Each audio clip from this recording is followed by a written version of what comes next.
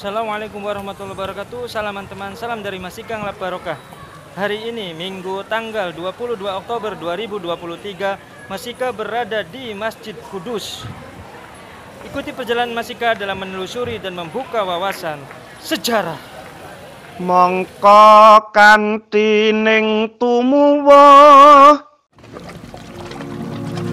Bismillahirrahmanirrahim. Allahumma sholli wa sallim wa barik ala sayyidina Muhammad. Sunan Kudus lahir pada 9 September 1400 Masehi atau 808 Hijriah. Dilahirkan dengan nama Sayyid Ja'far Shodiq Azmat Khan. Menurut salah satu sumber, Sunan Kudus adalah putra Raden Usman Haji yang bergelar Sunan Ngundung dari Jipang Panolan. Ada yang mengatakan letak Jipang Panolan ini di sebelah utara kota Blora. Di dalam Babad Tanah Jawa disebutkan bahwa Sunan Ngundung pernah memimpin pasukan Majapahit. Sunan Ngundung selaku Senopati Demak berhadapan dengan Raden Husein atau Adipati Terung dari Majapahit. Dalam pertempuran yang sengit dan saling mengeluarkan aji kesaktian itu, Sunan Ngundung gugur sebagai pahlawan syahid. Kedudukannya sebagai Senopati Demak kemudian digantikan oleh Sunan Kudus yang putranya sendiri yang bernama asli Ja'far Shodiq. Pasukan Demak hampir saja menderita kekalahan, namun berkait siasat Sunan Kalijaga dan bantuan pusaka Raden Patah yang dibawa dari Palembang, kedudukan Demak dan Majapahit akhirnya berimbang. Selanjutnya, melalui jalan diplomasi yang dilakukan Patih Wanasalam dan Sunan Kalijaga, peperangan itu dapat dihentikan. Adipati Terung yang memimpin Laskar Majapahit diajak damai dan bergabung dengan Raden Patah yang ternyata adalah kakaknya sendiri. Kini keadaan berbalik. Adipati Terung dan pengikutnya bergabung dengan tentara Demak dan menggempur tentara Majapahit hingga ke belahan timur. Pada akhirnya, perang itu dimenangkan oleh pasukan Demak.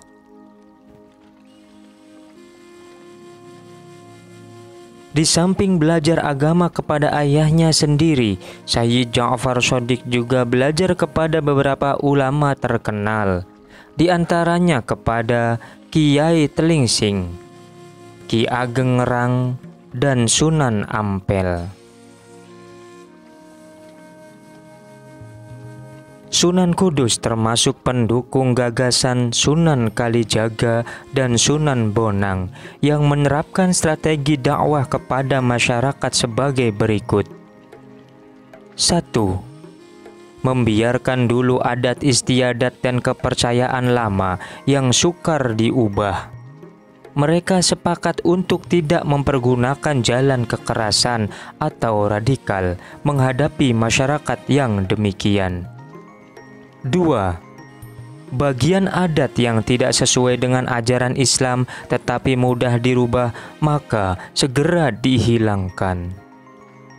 3. Tutwuri Handayani, artinya mengikuti dari belakang terhadap kelakuan dan adat rakyat, tetapi diusahakan untuk dapat mempengaruhi sedikit demi sedikit dan menerapkan prinsip Tutwuri Hangi Seni, artinya mengikuti dari belakang sambil mengisi ajaran agama Islam.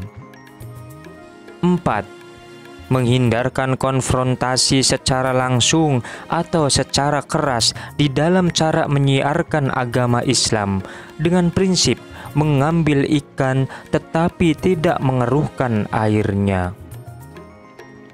5. Pada akhirnya, boleh saja merubah adat dan kepercayaan masyarakat yang tidak sesuai dengan ajaran Islam, tetapi dengan prinsip tidak menghalau masyarakat dari umat Islam.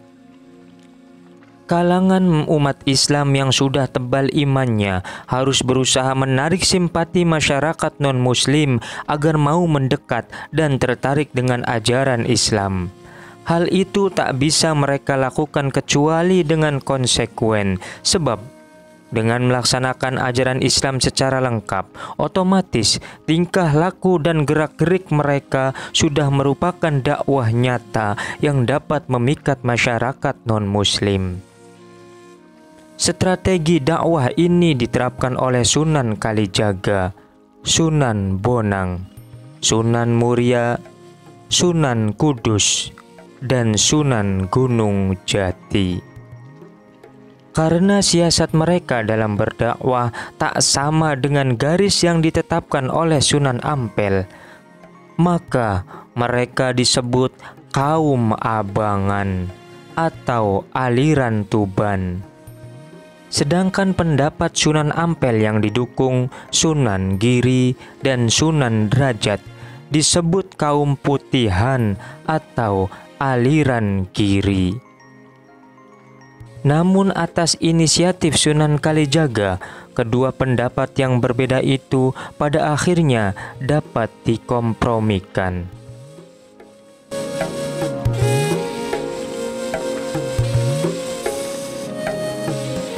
Di Kudus, pada waktu itu penduduknya masih banyak yang beragama Hindu dan Buddha. Untuk mengajak mereka masuk Islam tentu bukannya pekerjaan mudah. Terlebih, mereka yang masih memeluk kepercayaan lama dan memegang teguh adat istiadat lama, jumlahnya tidak sedikit.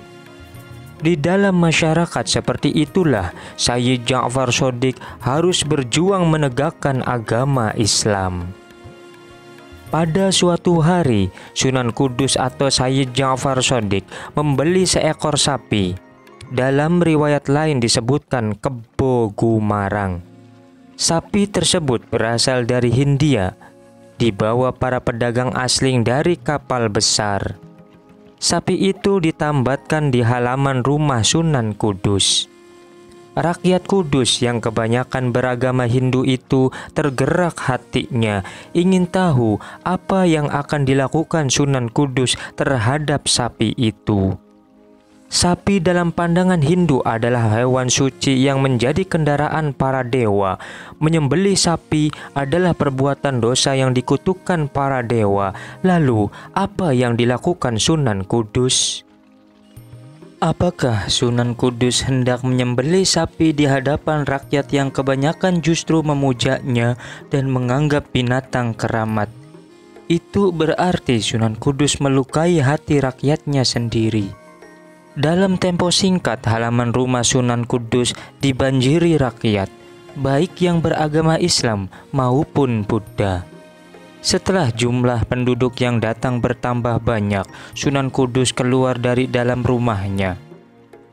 Sedulur-sedulur yang saya hormati, segenap saudara yang saya cintai, Sunan Kudus membuka suara. Saya melarang saudara-saudara menyakiti apalagi menyembelih sapi. Sebab di waktu saya masih kecil, saya pernah mengalami saat yang berbahaya, hampir mati kehausan. Lalu seekor sapi datang menyusui saya. Mendengar cerita tersebut, para pemeluk agama Hindu terkagum-kagum. Mereka menyangka Sayyid Ja'far Shodiq itu adalah titisan Dewa Wisnu. Maka mereka bersedia mendengarkan ceramahnya. Demi rasa hormat saya kepada jenis hewan yang pernah menolong saya, maka dengan ini saya melarang penduduk Kudus menyakiti atau menyembelih sapi. Kontan, para penduduk terpesona atas kisah itu. Sunan Kudus melanjutkan, salah satu di antara surat-surat Al-Quran, yaitu surat yang kedua, dinamakan surat sapi atau dalam bahasa Arabnya Al-Baqarah, kata Sunan Kudus. Masyarakat semakin tertarik. kok ada sapi di dalam Al-Quran? Mereka menjadi ingin tahu lebih banyak, dan untuk itulah mereka harus sering-sering datang mendengarkan keterangan Sunan Kudus. Demikianlah, sesudah simpati itu berhasil diraih, akan lapanglah jalan untuk mengajak masyarakat berduyun-duyun masuk agama Islam. Bentuk masjid yang dibuat Sunan Kudus pun tak jauh bedanya dengan candi-candi milik orang Hindu. Lihatlah Menara Kudus yang antik ini, yang hingga sekarang dikagumi orang di seluruh dunia karena keanehannya.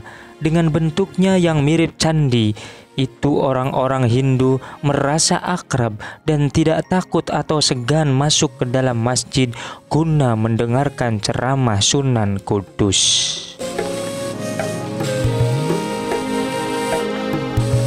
Sesudah berhasil menarik umat Hindu ke dalam agama Islam hanya karena sikap toleransi yang tinggi, yaitu menghormati sapi yang dikeramatkan umat Hindu dan membangun menara masjid mirip dengan candi Hindu, kini Sunan Kudus bermaksud menjaring umat Buddha. Caranya memang tidak mudah, harus kreatif dan tidak bersifat memaksa.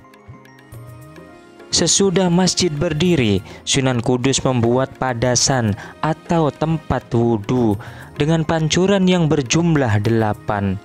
Masing-masing pancuran diberi arca kepala kebo gumarang di atasnya. Hal ini disesuaikan dengan ajaran Buddha, jalan berlipat 8 atau Sanghika Marga, yaitu 1. Pengertian benar. 2. Pikiran benar. 3. Ucapan benar. 4. Perbuatan benar. 5. Pencaharian benar.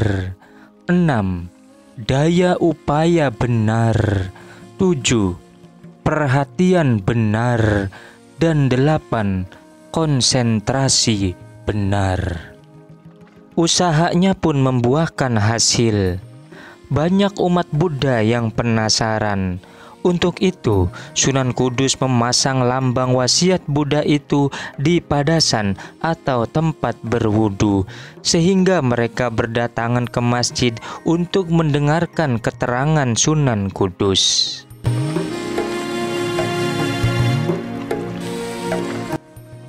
Di dalam cerita rakyat disebutkan bahwa Sunan Kudus itu pada suatu ketika gagal mengumpulkan rakyat yang masih berpegang teguh pada adat istiadat lama. Seperti diketahui, rakyat Jawa banyak melakukan adat istiadat yang aneh yang kadangkala bertentangan dengan ajaran Islam. Misalnya, berkirim sesaji di kuburan untuk menunjukkan bela sungkawa atau berduka cita atas meninggalnya salah seorang anggota keluarga. Selamatan neluni, mitoni, dan lain-lain. Sunan Kudus sangat memperhatikan upacara-upacara ritual tersebut dan berusaha sebaik-baiknya untuk merubah atau mengarahkannya dalam bentuk Islami. Hal ini dilakukan juga oleh Sunan Kalijaga dan Sunan Muria.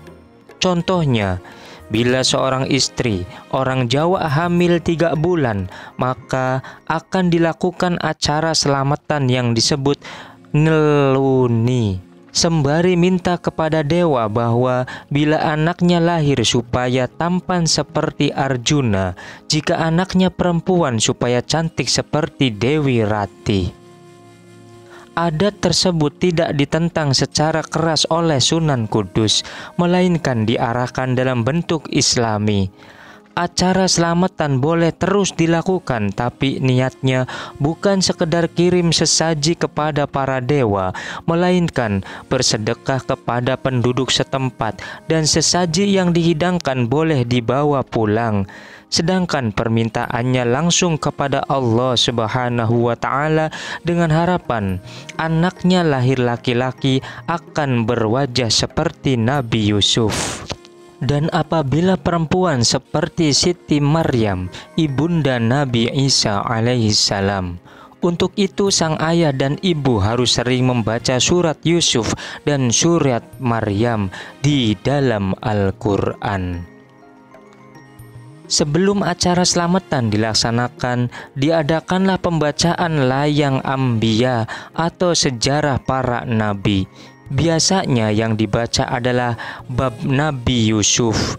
Hingga sekarang acara pembacaan layang Ambiya yang berbentuk tembang asmarandana, pucung, dan lain-lain itu masih hidup di kalangan masyarakat pedesaan.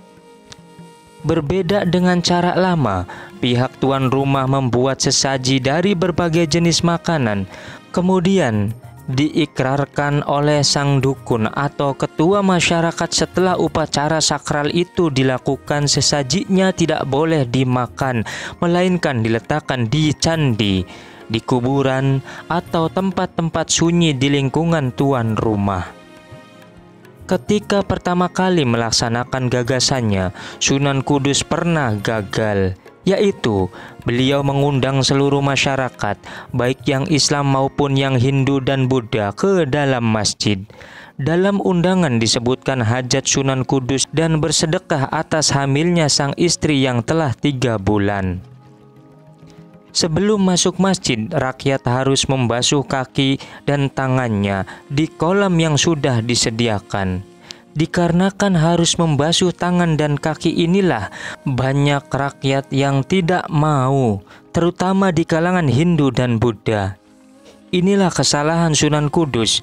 Beliau terlalu mementingkan pengenalan syariat berwudu kepada masyarakat, tapi akibatnya masyarakat malah menjauh.